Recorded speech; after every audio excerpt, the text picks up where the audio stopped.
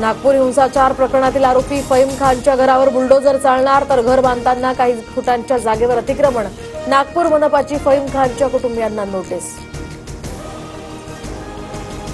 एक खोक्याभाई काय घेऊन बसलात, अख्खी विधानसभा भरली आहे. आतमध्ये सगळे खोकेभाईच भरलेत. मनसेच्या बैठकीतनं राज ठाकरेंची जहरी टीका. आपलं अस्तित्व जाणून देण्यासाठी राज ठाकरेंची अशी विधानं. जनतेनं ज्यांना निवडून दिलं नाही ते विधानसभेमध्ये नाही तर विधान करण्याच्या कार्यक्रमात बसतात. मंत्री आशिष शेलार यांचं राज ठाकरेंना प्रत्युत्तर. युती धर्म आपलं कर्तव्य, महायुतीमध्ये वाद होईल अशी वक्तव्य प्रवक्ते कार्यकर्त्यांनी करू नयेत. काही पक्षांसोबत वैचारिक मतभेद असले तरी सुद्धा चांगल्या गोष्टी आत्मसात करा.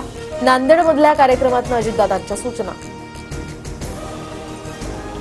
माझं राजकीय पुनर्वसन करा, सुजय विखेंची भर कार्यक्रमात मागणी. तर महायुतीच्या यशामध्ये विखेंचा मोठा सहभाग, पुनर्वसन निश्चितच होईल.